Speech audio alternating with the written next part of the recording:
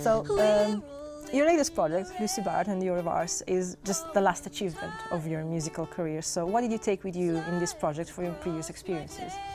Well, Cami, obviously we did the Revoirs together, and we were discussing this morning how much we did learn from that experience. Yeah, we learned from our mistakes, and also from, I guess, from the little episodes that we did, the nights, and then we did the Revoirs monthly nights. So I think from those projects we've kind of, well, we've been around the block now, haven't we? I think we've kind of like tested different mediums as well, and tried to like be more than just the music. We've tried to kind of, what we're doing is been trying to sort of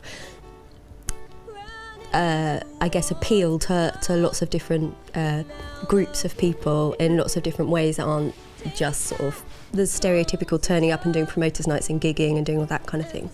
So I think we've definitely taken that, because before we were kind of just doing the circuit, and you I think you don't realise you have to take as much responsibility as you do for your kind of career. You kind of have to be a bit of everything, and I think we kind of learned that quite fast. Fair enough, that's what experience is for, I hear you. And the sound style, if I may say, I think it evolved a lot from the Revoirs as well too. So how did you come to this kind of sound? Well, I think the thing is that what's the most fun to do is kind of like make a noise and be like a garage kind of band. And I think we knew we wanted to do music and we wanted to perform, and so we kind of we just jumped in the studio. We wrote songs very quickly, and we were just desperate to go out and gig them, and we got a buzz from the performing, and we'd kind of just fly from one song to the next song. You know, I was like wanting places to sort of deposit my lyrics, and I was writing loads more. Cami was really prolific on the, you know, coming up with riffs every 5 seconds, so we were just kind of like excitedly moving from song to song without really crafting it, and really, I guess, exploring what other layers we could put into it. And I think over the years we've gained a bit more confidence, and maybe we've realised that what we enjoyed playing we maybe might not have enjoyed listening to so much. So I think we tried to kind of combine, you know, the kind of the energy and the enjoyment and that kind of performance with something that we're quite proud of in the way that it's crafted. And obviously working with the guys that we're working with now as well in the Revoirs, so yeah. I'm thinking about you mentioned the lyrics and you come from a writer background, so I was wondering how do you approach the creative part, the creative process of the lyrics? So do you think you go more into storytelling mode, or it's more from personal experience? I think, well, when I first, I always wrote poetry, so it was bastardized poems really, and I think like any self-respecting teen, they're so caught up in that kind of existential angst and that confessional kind of why won't you understand me thing, that it was all very personal, just kind of like quite dark content. And then from that I kind of went more into sort of storytelling, and kind of like, I think the more that my writing career evolved, the more that, you know, what I was writing about lyrically. But I think initially it was playing a lot with beats and sounds and that kind of thing as well. So it was kind of like I guess it was kind of from poetry really. So it was like that was the kind of springboard. And then sometimes you just feel like you had something to say. I think that's the main part of that. Whereas now I'll want to explore or describe something more than just like that thing that where I started off. Well, actually that drives me very easily into the next one, because in this project, you've got into this project again, being a writer, being recently married, and all of this, like having a very fulfilling life already beside the artistic side. So I was wondering what inspired you to take on music and become more than what society expected of you, basically?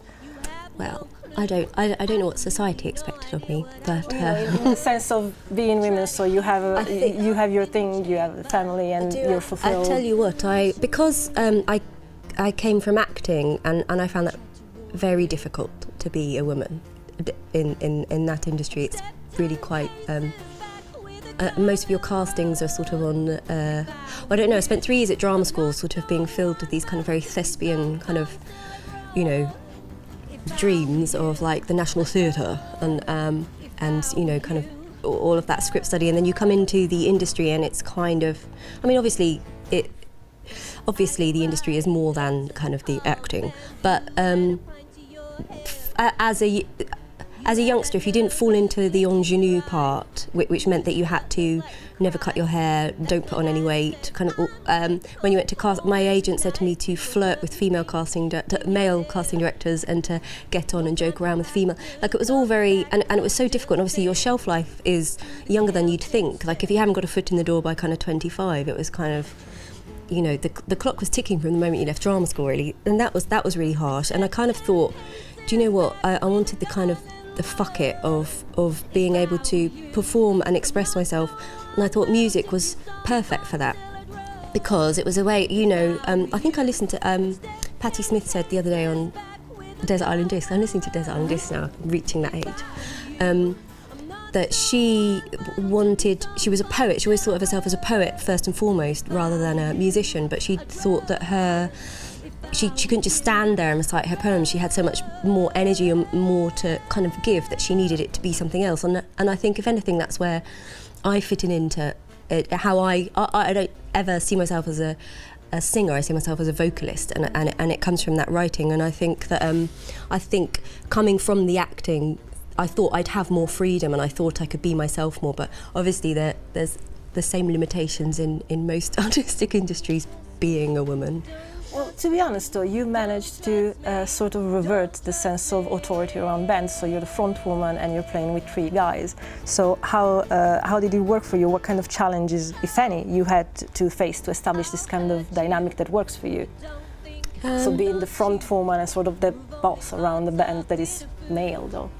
I don't know, I think that, because Cammy and I obviously met so long ago in the Revoirs, but obviously before that it was me and Alice, so it was female. But I don't know, I clicked with Cammy, and we've just got on so well artistically and as friends. I think that it just works really well, and I don't know if that dynamic would be the same with girls actually.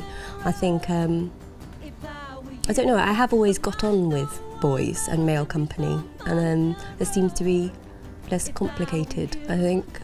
What do you reckon would be complicated in having a band all formed by girls? Like, do you think egos will come around, or I don't know. I just think I don't know. Actually, having said that, we did have a female drummer in the Revoirs in the original lineup, and I don't know.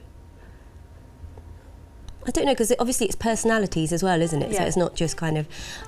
I think maybe being gay as well. I don't know if the boys just kind of go, I'm an honorary boy, basically. They don't have to censor themselves around me. Fair enough. Going still into the side of personal life and family and everything, you have a famous brother in Barat of the Libertines fame. So, well, what can we say? So venturing into music, did you feel more like you had to live up to something and sort of some kind of competition to a certain extreme, or rather it was an encouragement to know that someone so close to you was doing the same thing, so it was another level to share experiences between the two of you? I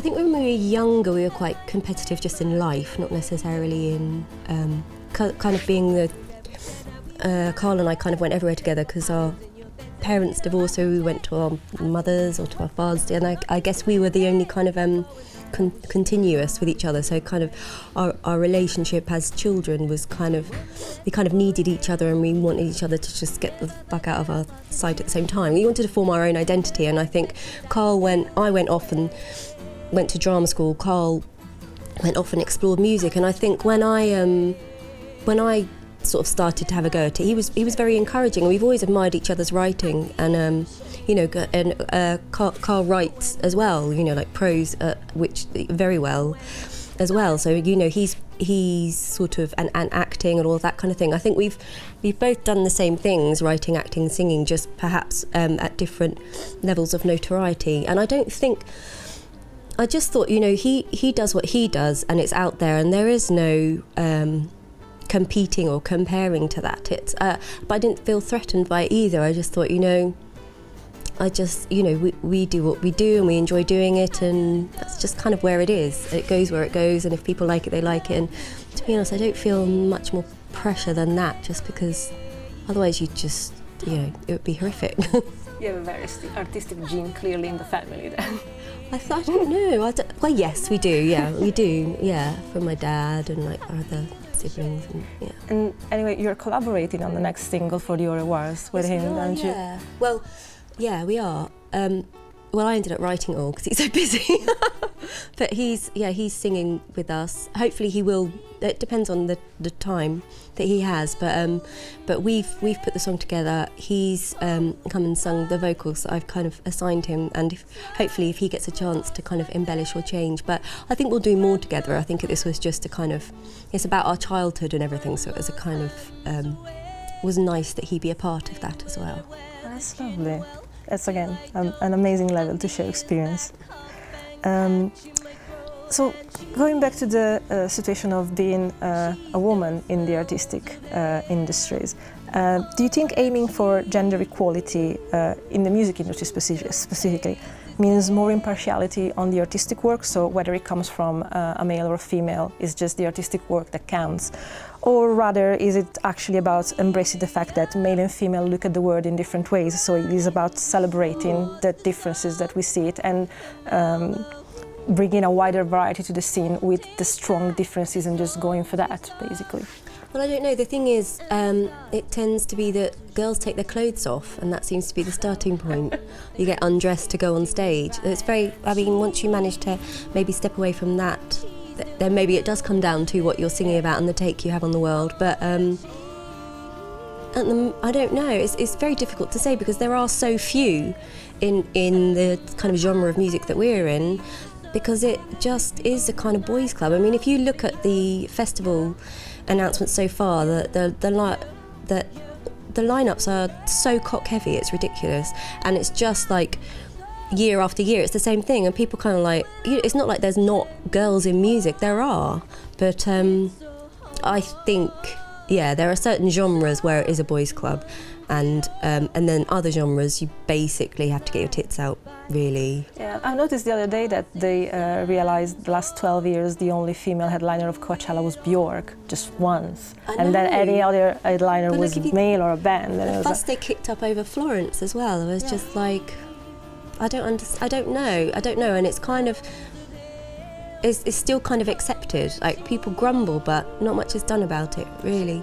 The thing, I've always wondered, because I think, thinking back to the 90s, because I'm a 90s child in the end, before like the time of Britney Spears and Christina Aguilera and all of that, it wasn't necessarily so weird to think of women as just talents, regardless of what they were wearing and anything. It did in the 90s, because you had like Elastica and kind of like... Again, the Cranberries were a front woman with a male band as well, and he never necessarily went into style or into dressing or into exposing anything. It was just about the grunge thing wasn't off the back of that kind of, and then the Britpop, and there were plenty more around, and like Garbage and kind of like. I think they were kind of the last ones, really. I mean, you do. I mean, there's like Florence. Who else is there, really? Exactly. There are a couple of kind of singer-songwriters, but again, that's kind of, I don't know. It's kind of, there's a mould you have to fit much more as a woman, and it helps if you're kind of like 12, I think, as well. The irony is, I have the impression that it sort of matters more now to bring out your femininity, whilst before it was just, again, whether you're a boy or a girl, you have talent and I will listen to you. So why do you think we have gone back to needing to see women as just feminine and, again, appealing or even flirting or stuff like that, because that's what expected?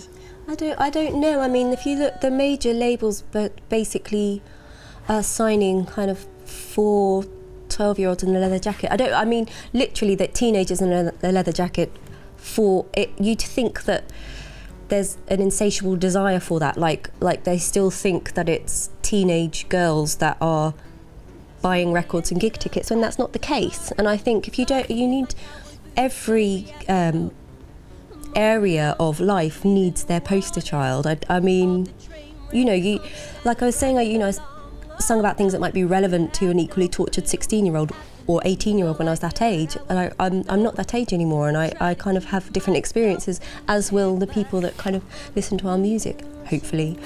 But and again, whether you choose to sing about boys, sex, I mean, again, if you listen to the lyrics to a lot of the kind of across genders, actually. Exactly.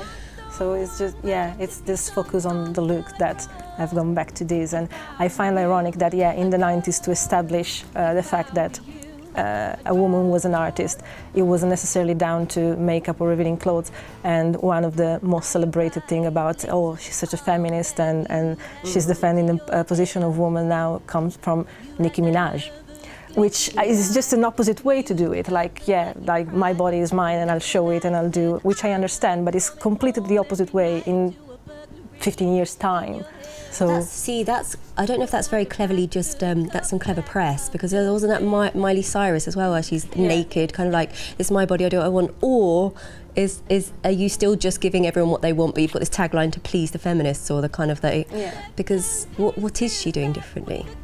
That's a very good point. Again, it's just all around the image in the end. That's what has changed then, if you have talent or you don't, or whatever you come out. Fair enough if you want to do that, but then can you release an album perhaps where you're not showing any flesh and see if that does as well? Or I don't know. Like, at the end of the day, who are the people giving her the money to do the videos? And if she says the next one I want to do in like a tank top, are they going to go, yeah, cool? Or are they going to be like, Yeah, that'd be interesting to see. You're right, you're very right.